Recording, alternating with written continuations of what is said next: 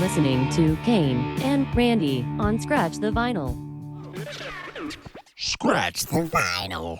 All right, everybody, welcome back to Scratch the Vinyl. You made it back to the show, and we're so glad that you did. I'm just jazzed about today for some reason. I'm pumped. We've had so many great things going on. You know, we had Justin Powell, P Flames on the show last week, and talking about his big show, talking about vinyl, talking about all this stuff going on in our area, and we're just proving to you guys that this area, week by week, is so damn talented, and there's so much going on. Randy and I don't want to hear from any of you anymore. There's nothing going on, man. Like Randy says, you know, there's absolutely something going on all the time. So let's bring him on right now. Let's talk about all this stuff because I just, this is like my joy of the week is when I get to talk to my brother from another mother. So let's bring him on. He is Mr. Chill, the chill man himself. Randy Wilson, welcome back to the show. You know it, Kane. We got so much happening right now, and we're obviously building up for our 100th episode, which is hitting an awesome milestone. And the Justin Powell experience last week. Oh my gosh, we love Justin, and what a show! And you know what? It's funny. We had a repeat. We had a repeat with Justin back on the show, and you know, our guest today, not quite a total repeat, but we should call it a revision. It is a revision. You know, we had so much fun with the band at that time, the band members from Groove Lagoon, that we decided that we were going to bring on some of the other members of the because I mean they were just so much fun. We love them as a band. They just I don't know, they just kind of to me they embody the greatness that's going on in this area, and they're just a lot of fun. But before we bring them on, Randy, I got to say, we have to address one elephant in the room, which is we were talking about the Rock and Roll Hall of Fame not too long ago, and about the nominations or whatever. But we kind of got ahead of ourselves. We were so excited about that list that we thought that those were all the inductees, but actually what they were just the nominations. So let's talk about that for a second. So right now, you sent me a list of the leaderboard. And so right now, the people that are leading the list on the 2026 Rock and Roll Hall of Fame, it would be Phil Collins, New Edition, Pink, Luther Vandross, Billy Idol, NXS, and Sade. And I think that that's cool. I like that. I don't like the fact that Iron Maiden isn't higher up there. Just me personally, I really thought that this, and I think that they still can, this could be their year. But how do you feel about the leaderboard so far? Well, obviously, Phil Collins is getting a lot of the public support. He's not doing well. It's gonna be the next famous celebrity artist that's one day we're gonna open up our news feed and he's gonna be gone.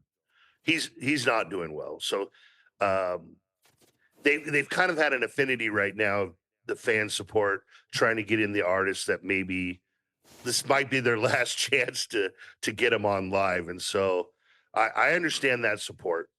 And yes, of course, you know, I'm a huge Billy Idol fan. That is my time period. He is my ultimate rocker. I've met Billy a couple times. He's amazing.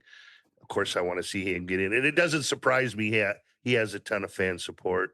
Pink's not a shocker, but I'm with you. Iron Maiden will get their due. They will get in there. I just hope it's still this year.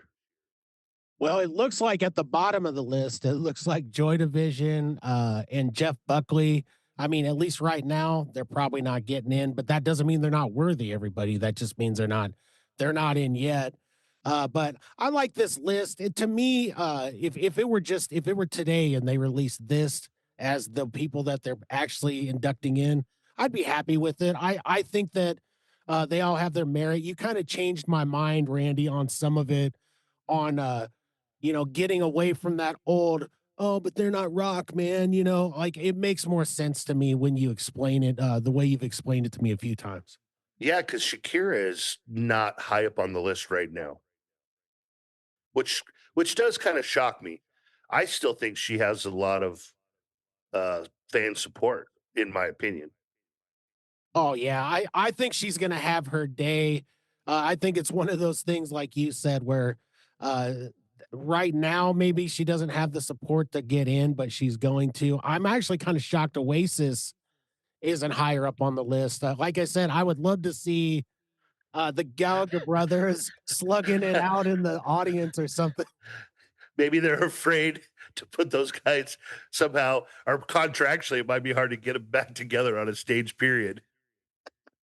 That would be the biggest story in of the year for sure. So they're gonna get in. Oasis is Hall of Fame worthy.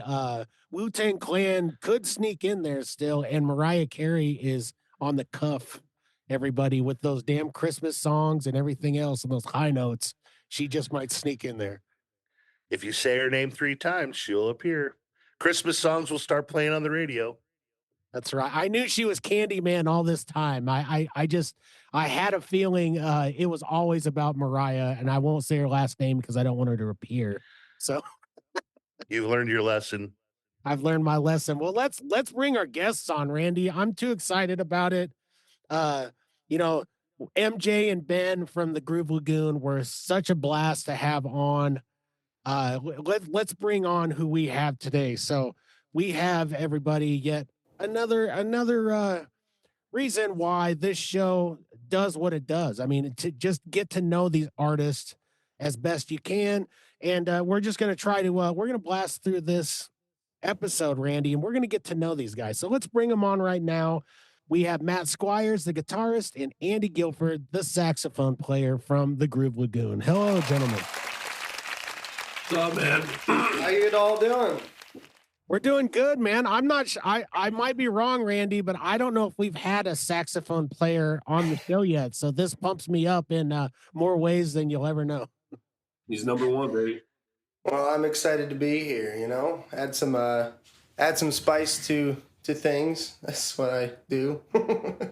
Well, it gives me this prime opportunity to bring up the most iconic saxophonist moment in the world, which is from what is it, 1987's The Lost Boys. It's the Yeah. famous it's the famous saxophone player. I mean, this guy's buff, shirtless, oiled up, and this guy is playing some unbelievable saxophone. I mean, that had to just engrave it in your mind that you're going to play saxophone, right? Yeah, I suppose there was some of that there, I guess. We might need to change the wardrobe for you, Andy. Yeah, I know. I've got to go get a different outfit and everything, or at least take this one off, right? No, just muscle and rolled up, dude. What the people want. Or at least like a mesh jersey. I mean, a mesh jersey could go a long way for you, as a sax player. But no, man, it's so great to have you guys on. You guys are easily one of the most fun bands around. I mean, not only are you guys great musically, but you guys are a blast. Like, I mean, I can only equate it to, I mean, you got the mascot running around. You guys got all sorts of things happening at your shows. So how are things going out there? I mean, you guys played at Lake and Exposed, correct? Not this year, unfortunately. We got invited to it, but a couple of our members had a very expensive trip planned for a long time, and it just so happened to land on the exact weekend. So it was a bummer. Yeah, there are some scheduling conflicts, but we're ready to hit it hard here in March, though. So. Oh yeah. What does hitting it hard look like for you guys? I mean, we don't have to towards the end of the show we usually kind of like promote things coming up. But but what do you guys have in store? I mean, you guys have you definitely have an album or something coming out, right? It's in the works. But yeah, no. When I'm talking about we're hitting it hard, that we've got about three or four shows coming up in March and April, but we can leave those promotions to the end. Well, no, let's dive into you guys as musicians, because I think it's most important for people to get to know you guys a little bit better, because I think that's the connection that I wish, because I've been a musician for a long time. I wish I had a show like this where people would bring me in, and not that I'm interesting, but but if they wanted to get to know me in any way, I just think it's so much better being able to get to know the players out there, the people who are really entertaining. So let's start with you first, Matt. I mean, you're a guitarist. Tell us, like, what got you into guitar, what got you playing, and what got you going on this lunacy quest of being a musician. I appreciate you calling it a quest because it's certainly is a quest. But it's I started playing guitar the second half of my junior year of high school when I went to East High, and I just fell in love with it. But all my friends were a lot better than me at it, so them telling me I sucked constantly really drove me to become the person I am. And I never took it. Now I'm certifiably more better and stuck with it more than they did. But it's actually pretty funny. I started out a total metal background. I'm a huge metalhead. Like I was listening to Exodus and Megadeth and Slayer, all those guys. And so it's pretty funny how I ended up playing funk. That's always an interesting conundrum I think about a lot.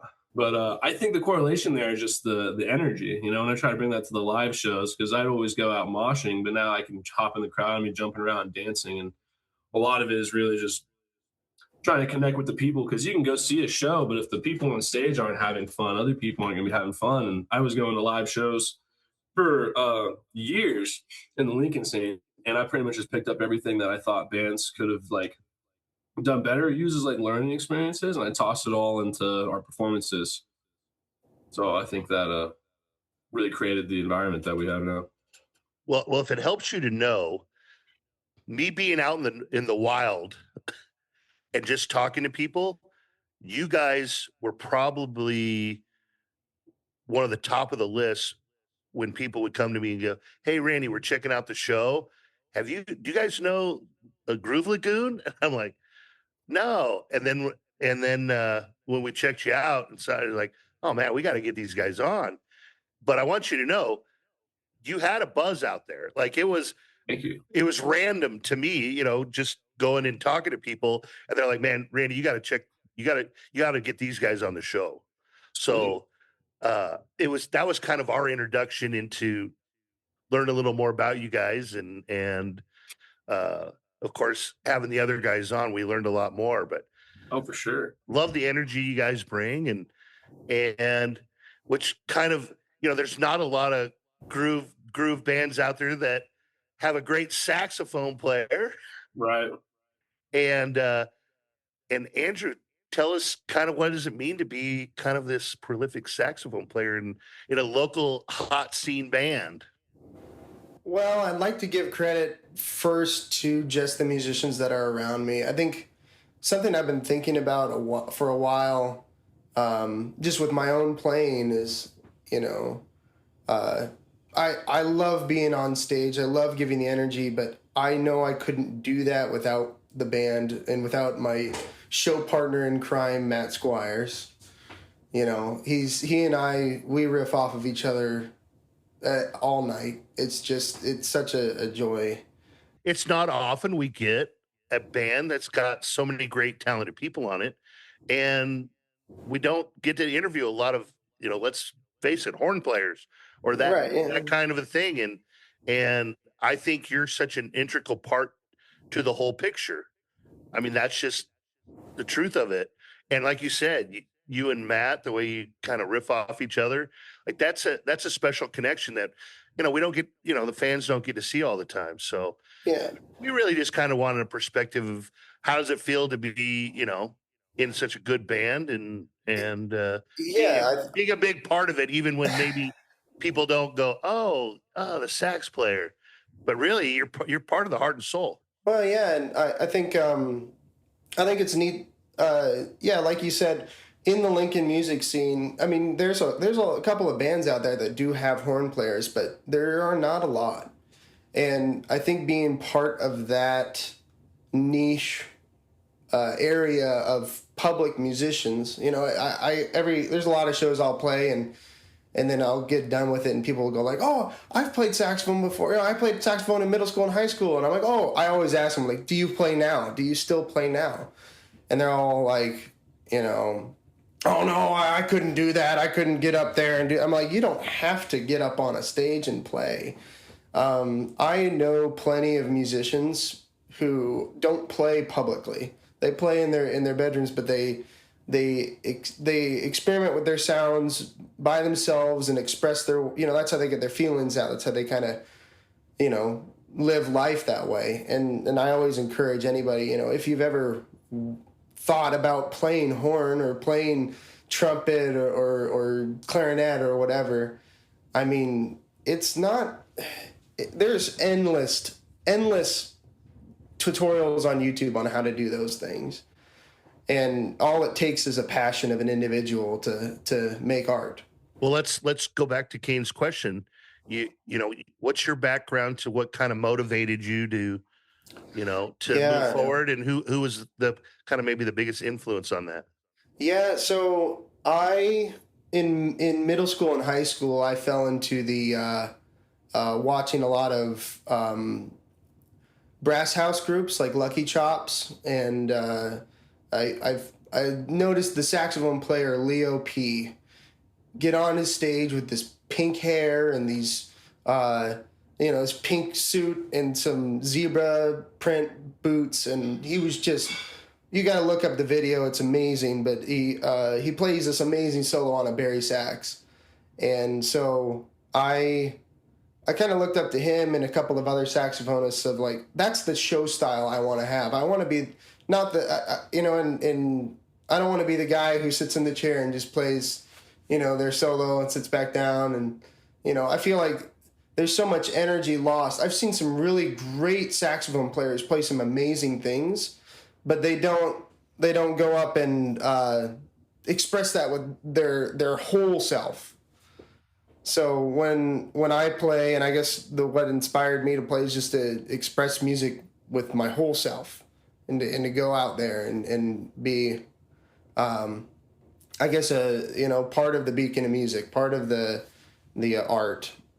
So I started a small brass house group in high school. We played a bunch of little tiny shows and what was it? Yeah, like high school talent show stuff. We went busking a lot down in the Haymarket, and that's where I kind of made friends with Armin, the keyboardist in our band. He was a saxophonist in my little funk band, my little brass house band, and then I guess when we kind of graduated from that, people got busy, couldn't be a part of it. It was around the time that I was in the music scene again, and that's when the Groove Lagoon picked me up. Well, I assumed were you in like school band, like jazz band and all that? Like yeah. I was so I started band. I started playing clarinet in 5th grade. I started playing piano in 3rd grade. I picked up saxophone in 6th grade, and then kind of collected all the other saxophones throughout middle school. When I got into high school, I joined the jazz band, and then my sophomore year, I think I tried out for the varsity jazz band, and I got into it my junior year, played in it my junior and senior year, which also Armin was into.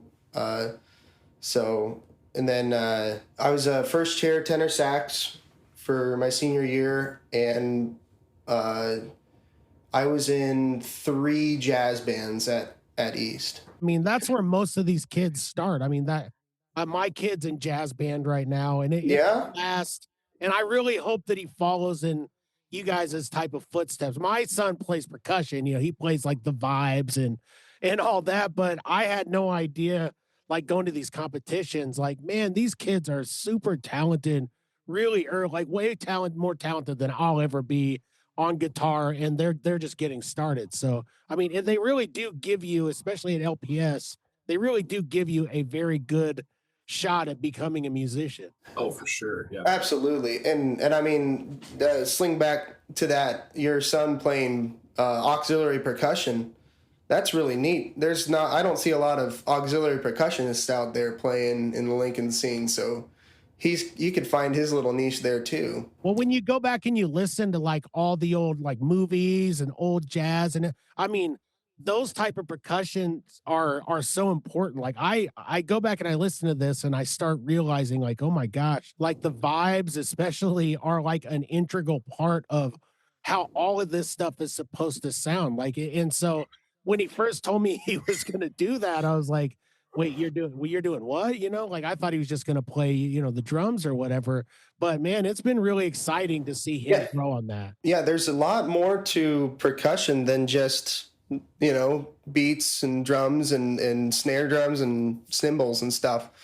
You can really add to the musical experience with so many different tools. I think, yeah, that's often forgotten that there, you know, vibes and strings and you know, pianos and those wacky things that, you know, are claves and stuff. You can add so much to the musical experience. That's why I think auxiliary percussionists need to be brought out more often.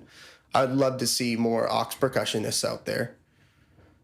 Well, if you're trying them out, I'll send him to the Groove Lagoon. You guys will give him a real education. What music should be. That'd be awesome. So Matt, then what's it like to, you know, to get this collection of guys and just kind of how you vibe together? Tell me what that experience is like. Well, Randy, I'm not glad. It was very interesting. Like I said, I came from a metal background, like a wholly different background. Like Andy was talking about how he was in school band and all this other stuff, and I wasn't. I didn't do any of that. Honestly, I think I let my anxiety get a lot of the best of me, and I didn't try out for a lot of stuff, which was honestly pretty depressing. But I used all of that, I don't know, resentment to sit down and really focus on guitar and figure out what I wanted to do. And it honestly made me a much better player. So that's been kind of cool. But with like my background being more metal and everything, and then Andy and Armin came from having the jazz band, and MJ has just been making music in his basement, been a big fan of people. And then Aaron doing all that. And then Ben, honestly, Ben wasn't even a drummer. Ben was a rapper. And we were at a party at my house one time in the garage, and he started playing this rock band drum set, not plugged in. And I was playing guitar riff, and he started hitting it, and I was like, dude, you could be pretty good. And that's literally how he decided that he wanted to come drum, which is hilarious. And then they bought a drum set on New Year's Eve at MJ's house, and then it all kind of went down from there.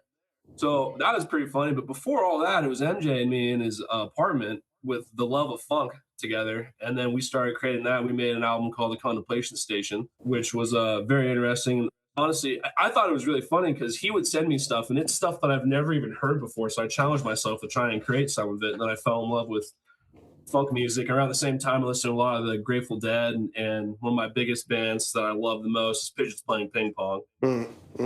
Absolutely love them. So that's kind of how all that came together. And then we were a band before Andy and Armin joined. It felt like a much different band. They really are the secret spice that created the Groove Lagoon as it is. But it was very interesting seeing everybody's ideas clash, and that's why our music is very funk groove fusion, because there are so many different ideas going into it. Like we got rappers, a drummer, we got a heavy metal grown guitarist, and then we call them the music nerds with love because they're Andy and Armin teaching us a whole lot of stuff that we didn't know. I mean, I didn't know anything. I was playing completely off the field, but they've came in and really transformed the music and making us way better musicians. We owe a lot of our popularity, and I don't want to necessarily say success, but a lot of how far we've gotten to Andy and Armin teaching us more stuff. Because that's pretty much it. Just a collection of all these ideas coming together. And that's why our music is the way it is. And I think it's a beautiful, beautiful little melting pot. No, I love that. I mean, I think that's what makes you guys interesting, anyways. Like, yeah, it's because you're trying to look.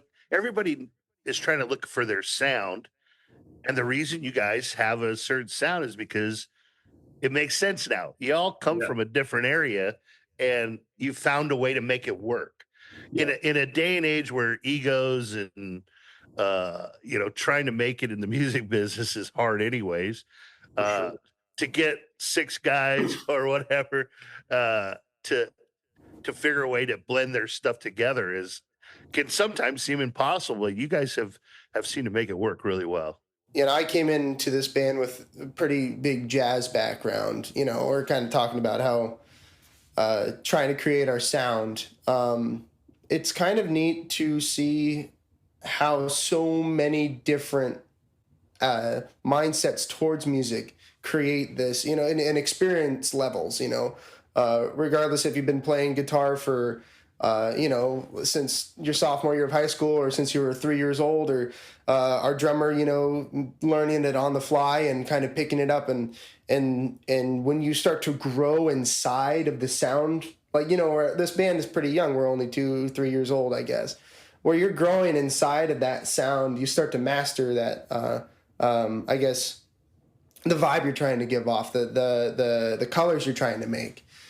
I think that's what I'd owe a lot of the creation of our color of the Groove Lagoon to be, is just, there's the guys in the group, we've grown up in it. There's this talent and this harnessing of that to give out, you know. I guess when Matt brought up when Armin and I came in to and kind of introduced music theory, you know, and I wouldn't say like, you know, music theory solves all problems, you know, it doesn't. That's not true. But it does help, I guess, harness the art that you're trying to give. I say that, I'm saying that a lot, but it helps you structure what you're trying to write. And so when you can see what you're looking at rather than, you know, just kind of throwing color at a wall, now you can build your songs, you can build your and model your ideas. But, you know, I can't, you know, music theory can't create the talent that like Matt and Ben and MJ have, and Armin and Aaron, you know. So I think I just wanted to say that about when we introduced music theory. You know, it's about putting your ideas together and then, you know, bringing them out into the world. Well, it certainly helps. I mean, you know, I'm a self-taught guitar player and piano player, singer. I mean, and I took music classes, but I didn't take it serious. I was bored with it. You know, I wish I had taken them seriously, but it was boring to me to learn like music theory. And now I suffer for it. You know, if I'm writing a song in the studio, I'm like, I can hear it clearly in my head where the song should go, but I'm not necessarily sure, you know, like how to tie it in. If someone says that their favorite class in the world is music theory, they are a nerd. I didn't like music theory class. I mean, it's funny. It's like whenever we try to go teach, like, whenever Armin and I go and like try to express some music knowledge and share that to the guys, Matt's always there like, oh, you guys are a bunch of nerds. You guys should shut up. And it's kind of funny. I love it. it's all fun and games. Well, the way I looked at music theory and why I was so appreciative to it and opened it up is like, because I had all this, right? Like you said, you're throwing the colors at the wall. I had all that, and then the music theory came in, and I looked at it as like it's the tools to figure out how to put everything together. Because I just have a bunch of ideas, but it really started to help with a whole lot of that and song structure.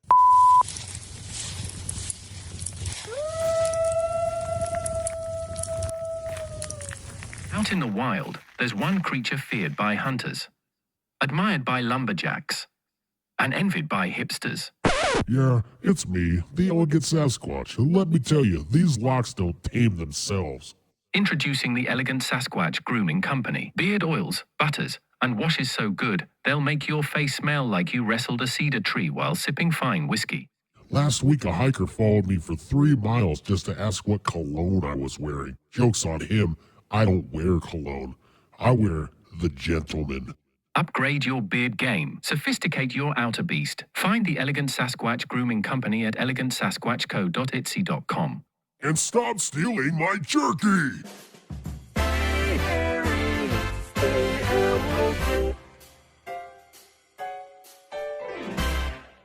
Guitar, I say, is the hardest easy instrument out there in a way, right? And the reason I say it is because anybody could sit down and play it, right? You can teach a little kid, but it's tying it all together. It's putting those scales together. It's really kind of dialing into and figuring out like, oh, why did this work with that key? Why did this work with this? But that's kind of the beauty of it too. Like for you as a young guitar player, just fooling around on the guitar. I mean, I can just only speak from my experience. There's nothing better than just sitting down, and messing around on the guitar and just trying to come up with something fresh. But what was it like for you as a young guitar player? Well, I mean, like I said, it was pretty funny. I got brought into guitar by all my friends, and they were better than me forever, and they just bullied me, which I used as motivation. So, and then that took me into the whole world. But they started hitting plateaus and not knowing where to go from it. Because I mean, we played a lot of metal, but they never branched out. I used that opportunity. Whenever I got bored, I learned something new, and that's how I got into funk and bluegrass and rock and even some jazz and stuff. So that honestly, that definitely helped a lot. But it took, I mean, if everybody would hear me play guitar, they'd be like, "Oh, can you teach me guitar?" And it's funny because like it's 90% you practicing and 10% what I teach you. Like my guitar lesson's not going to do anything unless you sit home and practice it. And I play guitar religiously, like daily. I actually used to walk around East High with the guitar slung around my back. Started out as a joke because I was in guitar class. Shout out Mr. Kenny from East. Love Mr. Kenny. Yeah, so I was in a guitar class for I think it was only one semester, and I brought the guitar around thinking I wasn't going to get away with it, and then everybody just allowed me to do it. So like for the rest of the semester, I just had a guitar. That honestly made me feel a lot better, and I think that gave me a lot of the confidence and like just pure like not caring attitude about things. You know, if I mess up, I learn from it. You know, it's not the end of the world. So I think that honestly subconsciously helped me out a lot with that by walking around just letting everybody hear it. I wasn't very good. All right, I'll tell you that right now. I had music guys come by me like, "You ever heard of a metronome?" And I was like, I was like, "Cool, I guess," you know. So you know, but I took everything. I mean, I take constructive criticism very well, and that's I think probably one of my biggest strengths. Because if somebody tells me that something's not going right, I'm gonna do everything in my power to fix it. Nobody wants to be bad. I mean, you know, it feels like common sense to me. But that's kind of like I said. I just focused on all kinds of different stuff. I mean, I learned a lot of Slayer, Metallica, Tool, Tenacious D. Played a lot of acoustic. I mean, I kind of just went all over the music realm. I'm gonna get a taste of everything, and I think that's why I really integrated well into the Groove Lagoon. Well, if you know anything about me and Kane, we kind of love our metal guys. I know. Shout out Iron Maiden. I heard you guys talking about that. I'm very disappointed that they're not in the Hall of Fame yet. It's going to happen. It's going to happen. But I'm going to take this opportunity. I'm going to put Matt on the spot a little bit. And this goes back because we've had this thing, and it's kind of a culmination now. And Kane's going to laugh when I bring this up. Is that in fact MJ, when we had MJ on, he actually brought it up with us, which was is Prince one of the best guitar players of all time. Right. So we're gonna throw you in that because we just had it started as we had an interview with one of our good guys on Scratch the Vinyl, Justin Powell, and Kane put out a little clip for us to see what the fans would think. And it's probably our most well-recognized or most seen thing that we've put out on Scratch the Vinyl is people still after 2 years fight over this on our site. And we have determined that most of the people are in favor of that Prince is one of the best or the best guitar player of all time. But you as the guitar player, yeah, we need to know your stance. Where do you stand on Prince? Oh man. I think he's absolutely incredible. And I mean, like, yeah, he's probably one of the most talented people on the entire planet musician wise. I mean, he did everything. It was insane. And his guitar licks are absolutely magnificent. I think one of the first times that I really respected Prince's guitarist when I saw him shred that solo for When My Guitar Gently Weeps with all those famous rockers. Yeah, that was beautiful. But before that, I really didn't listen to much Prince, but MJ has really, really given me a lot of Prince forcefully, and I appreciate it. I think it's been very nice. But everybody asks me this. They're like, "Oh, you're a guitar player. Who's the best?" It is an impossible question to answer because there's so many different subsections of it. Like, who's the best shredder? Who's the best melodic player? Who's the best technical player? Who's the best soul player? And soul is entirely up to your own interpretation. So, Prince, I think he knew how to play like 17 or 27 instruments. Like he was a total musician. Yeah. And so I think it's because a lot of people didn't know all of that and didn't understand how much influence he had because he didn't he wasn't shredding on every album or whatever. Yeah, But given the opportunity, he's a beast. Yeah, that's he one of the was main a points beast. I was making. I mean, he transcended from guitar playing. I mean, everybody's like, yeah, he's one of the best guitar players. I'm like, yeah, but he did so much other stuff. It's hard to even give him, it's hard to even talk about him as a guitar player. He's an absolute musical genius. So I will go down in history on the Scratch the Vinyl podcast today. You're on the Prince side of the fence. Yes.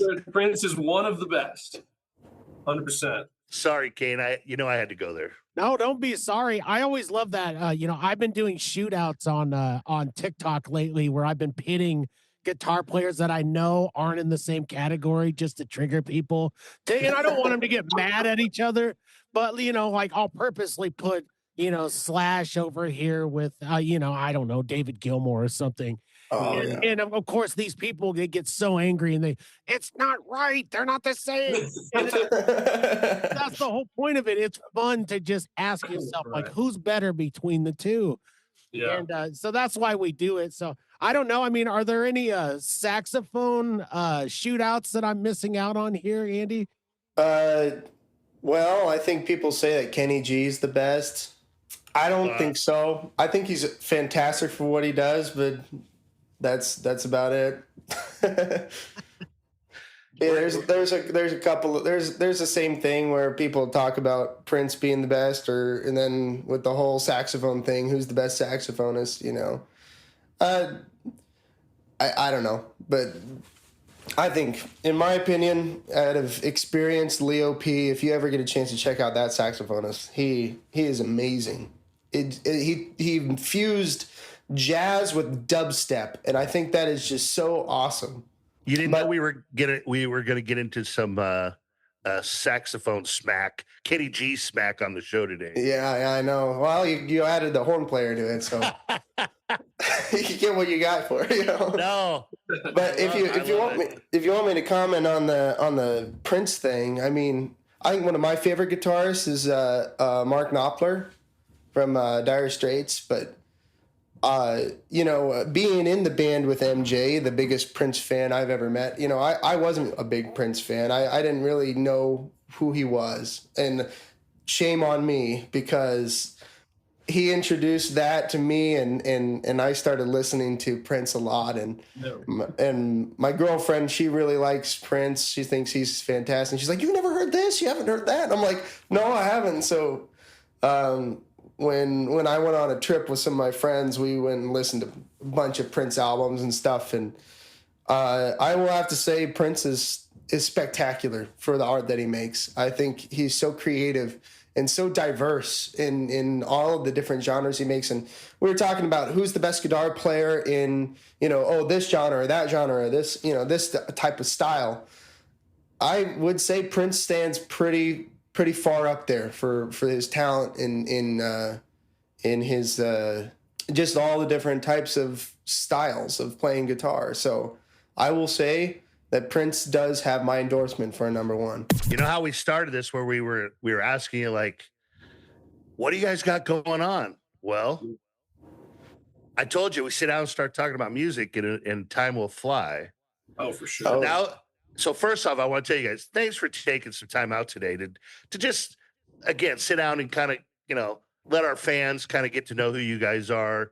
We enjoyed MJ and Liam coming on, and we really wanted to talk to you guys as well. So why don't we take this time now to go ahead and talk about, where you're going to be playing, how our fans can come and see you guys, and just fill us in. What's going to happen next? Well, we've got a couple of shows coming up in March, and I think these are going to be, two of them are on Fridays, so, no worries on the weekend there, So we've got on March 13th, we're playing at Duffy's Tavern with the Velvet Daydream and Joy Rager. Velvet Daydream's a rock and roll group from Colorado, and they kill. They're literally reviving the 70s rock scene. Like they're amazing. We've got a lot of love for them. Yeah, Joy Rager. You guys should talk to Joy Rager. Yeah, you guys have to talk to Joy. They're great for L-Town. Yeah, music. they're a college band, and they match the Groove Lagoon's energy really well. And we're very stoked to play with them. I think they're going to be. Oh, me and Kane, we definitely have a lot of love for the '70s. So Check them out, dude. Velvet Daydream's amazing. Yeah, All Velvet right. Junior is awesome. And then on March 20th, we're playing at Greg's Cake with Jalen Music. They're coming from New York. And so there's a big fest. There's a lot of different artists playing that night too. I think I don't have the full list, but it's going to be a pretty fun kind of mid-energy, high-energy dance time. You know, that's kind of what we're going to hopefully bring some energy to that. So that'll be fun. do you guys have any plans of traveling at all for the summer or do anything like that? Well, I think not much is set in stone yet. I know my personal music stuff. You know, with my contract saxophonist stuff, I'm going with some bands to potentially going to Colorado in June with one of my groups, but not with Groove Lagoon yet. I think we're still kind of planning some things out, and we're looking forward to the future. So We're really just trying to figure out this album right now. Yeah. Musicians, you know how stressful an album is. Where are you guys recording for that? I mean, are you guys doing it on your own? Are you going to a studio? What are you guys doing? We're doing it on our own. Armin, nerd number 2, he knows a lot and he does a lot of the recording and he's helping us out with it. But we're doing a lot of it.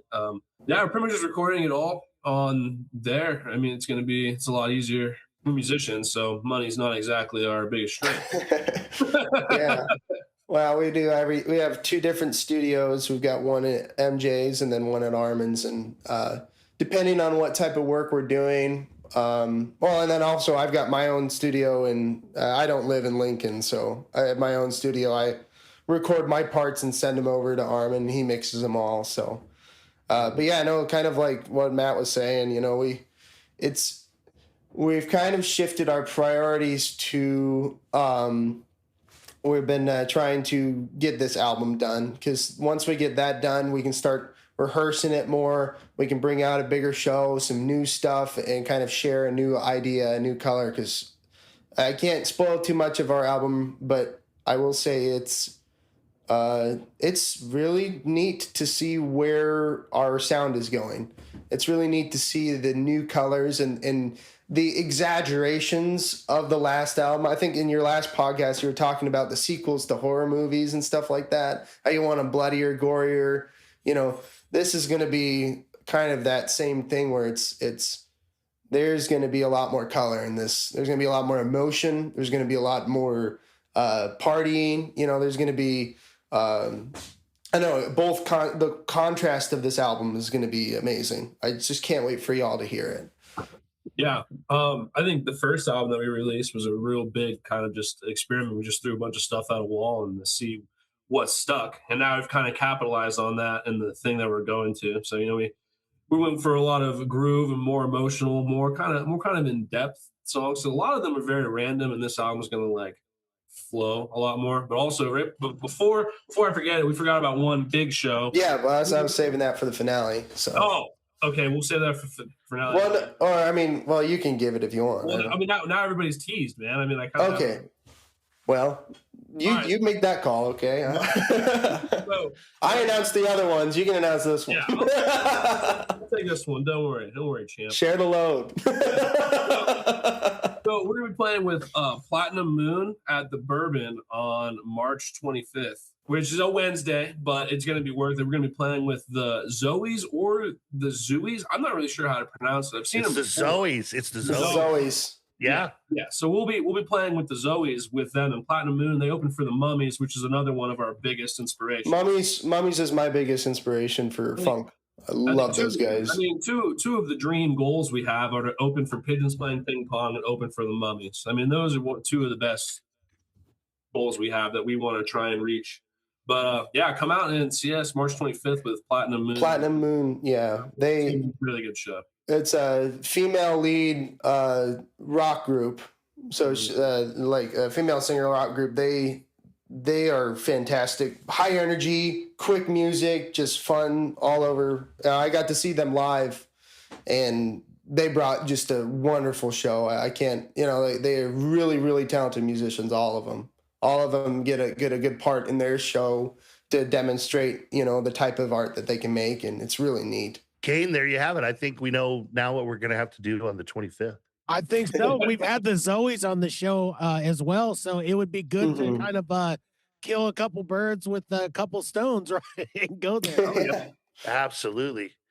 Well, guys, man, thanks for giving us a little more insight to the band and what you got going. And it sounds really exciting that you guys are tapping into this new album. So we're gonna do one last thing before we get you out of here. And it's because we always touch on the vinyl, and since you're putting out a new album, what's your guys' favorite album in your collection? Oh, okay. Now, if you say Purple Rain, then we know that MJ has gotten to you. So, but I feel we're going to get two major different responses here. Oh yeah, we might, and I think you might be surprised. But okay, so I think one of my favorite, I think an honorable mention I have for one of the albums I've got, one of the vinyls I have, is, or are you talking about any music? Yes, we'll take whatever you want to give us. Okay. C418, the Minecraft soundtrack. If you guys know the video game Minecraft, love that. It's fantastic. That's my honorable mention. But I think my favorite album of all time has got to be A Trick of the Tail. It's 1976, Phil Collins. It's a Genesis album. Love that thing. That's a great album. Very, very good guitar runs and just this kind of like medieval sounding soundscape of stories and tales. I love it. That's my favorite album. All right, Matt, you're under the pressure here. Oh man, I'm doing some. I actually only own 2 vinyls. Well, this is going to be easy. You got to collect more, Matt. Come on, get on the game. Well, I mean, yeah, I'm going to. I'm usually always listening to music on my phone or playing guitar. I mean, this one's going to be a little basic, but I mean, Shakedown Street from Grateful Dead. Hey, that's fair. My favorites. I love that, and that's actually one of the vinyls that I have. But I mean, I say Grateful Dead. I think I listen to a lot of their live shows. I mean, I'm a huge Deadhead. I've seen them multiple times. I went and saw them at the Sphere. Well, that was Dead and Company, but both of them, I mean, I got love for John Mayer, but I mean, nothing's better than, Jerry, Bob, RIP legends. And, yeah, I listen to a lot of that. I think one of my favorites was from the Folsom Field on their last show. I was actually at it, and I've listened to that thing so many times. The way the music just flows in it, it's beautiful. Kane, I don't think I was ready for Phil Collins and the Grateful Dead. That's the answer. That's what you get. Yeah. Dude, I love how you comment on that. We're just going to glance over that Andy chose the whole Minecraft soundtrack. Yeah, hey, look, Minecraft is great. We've done some episodes on video game music, and let me tell you what, it is big. It's huge. It's huge. I mean, if we're going to go down this rabbit hole, I mean, you listen to the Super Mario Galaxy soundtrack. If you've ever listened to that, it's beautiful. It's orchestral and big and kind of techno-y too. Halo Reach is another great music soundscape of things. I mean, every Halo game.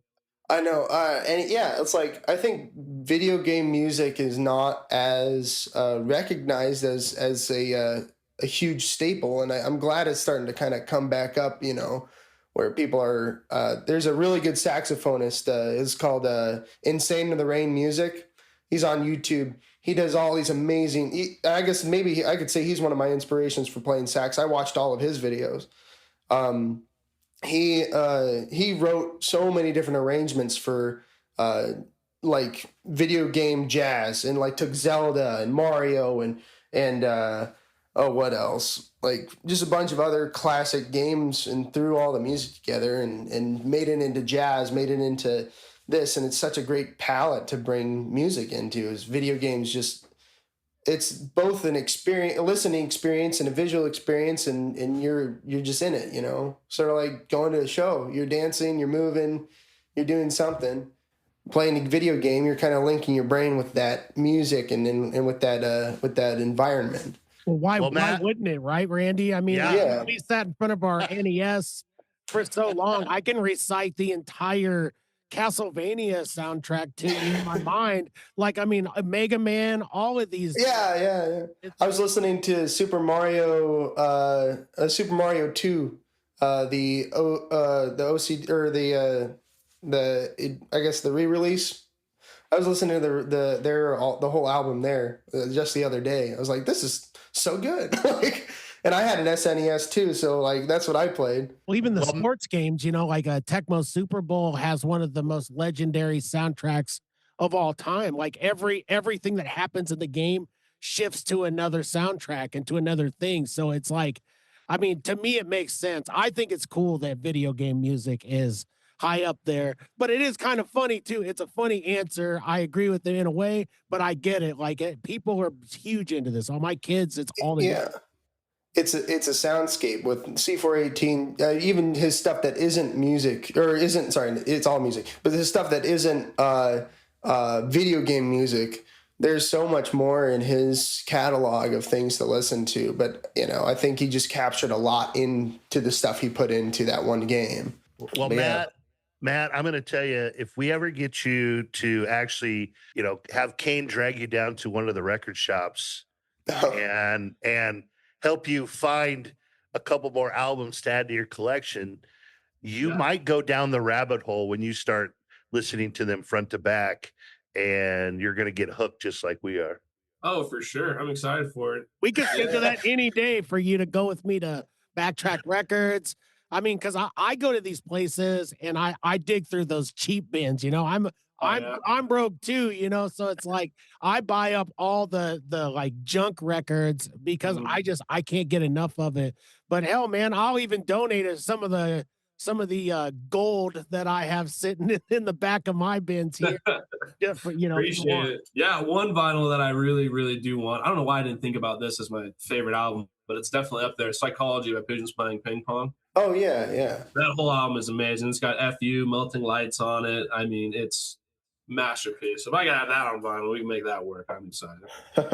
Also, it's pretty funny you guys talking about all this video game music. I think legitimately the only video game music I've ever looked up and listened to was the Doom soundtrack from 2016.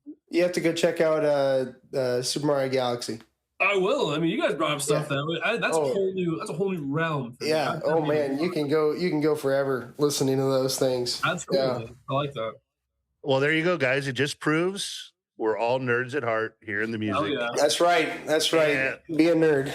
And so, guys, time flies. I told you we'd just start talking about music and it'd be a blast. You guys brought the energy. Appreciate you guys so much. Keep going out there doing what you're doing. We hope to check you out down at the Bourbon here in Lincoln, March 25th. Thank you, guys. Appreciate There you it. go. Thank you. Appreciate having us. Really appreciate what you guys do for the music scene. It's very helpful. And love it. Spreading it. I mean, exposure is really the best thing you can do for musicians and being able to talk about it. So it was a pleasure meeting you, Randy and Kane. Hope our paths cross again soon. Yeah, and then like you said before, you guys, there's so much talent in this city. There's so much talent and it needs to be shared. Mm-hmm. Well, there you have it, Scratchaholic fans out there. All of Scratchamania is running so wild out there in Lincoln and all over. So thank you guys so much for listening. Take your vitamins, say your prayers, and by God, scratch that vinyl. We'll catch you guys on the flip side every week here on Scratch the Vinyl.